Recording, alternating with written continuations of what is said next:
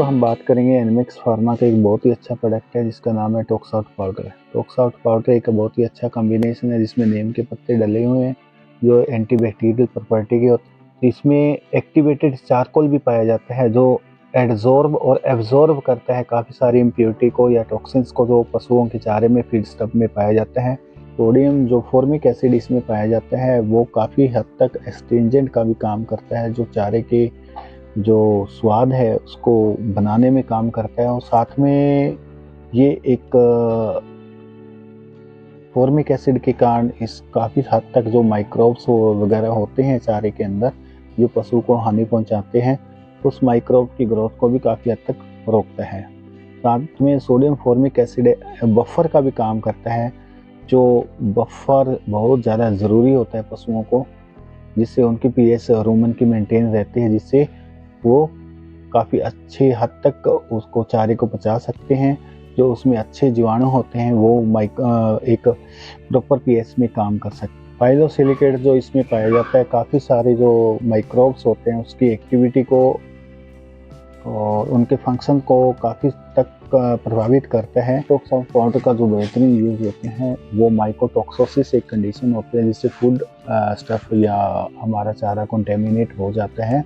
जो fungus present होती है चारे में उसके द्वारा जो टॉक्सिन प्रोड्यूस होते हैं माइकोटॉक्सिन्स, उसके द्वारा काफ़ी हद तक जो पशु कंज्यूम करते हैं उसको तो वो ही जो टॉक्सिन्स है दूध के ज़रिए या मीट के ज़रिए हमारे बच्चों में जा सकते हैं। तो बच्चों अगर उसको कंज्यूम करेंगे तो काफ़ी सारी बीमारियां होने का डर रहता है, क्योंकि ये पावरफुल म्यूटाजेनिक है, ये म्यूटेशन कर सकता है जीन की, ये कार्सिनोजेनिक है, कैंसर्स प्रोड्यूस करने में मदद कर सकते हैं। ये नेफ्रोटॉक्सिक्स है, ये हमारी किडनियों को हानि पहुंचा सकता है, इम्यूनिटी जो इम्यून सिस्टम है उसको वीक कर सकते हैं। तो काफ़ी सारी हमारे डाइजेस्टिव जो प्रोटीन्स है उसको डिफ़िकल्ट कर देगा पचाने में, तो लंग्स या लीवर को भी काफ़ी हद तक नुकसान करते हैं ये माइकोटॉक्सिन्स।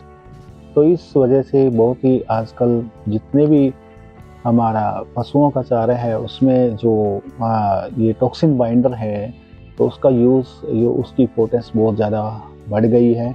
अगर हम आगे जो दूध या जो मीट का प्रोडक्शन अपने बच्चों को जो देना चाहते हैं, जो सेफली उनकी ज़िंदगी चाहते हैं, तो ये टॉक्सिन बाइंडर यूज़ करना बहुत ही ज़रूरी हो गया, क्योंकि पशु विभिन्न प्रकार का चारा खाते हैं, विभिन्न प्रकार के फूड स्टफ लेते हैं, तो उससे हमें डर बना रहता है कि वो टॉक्सिन्स प्रोड्यूस होंगे।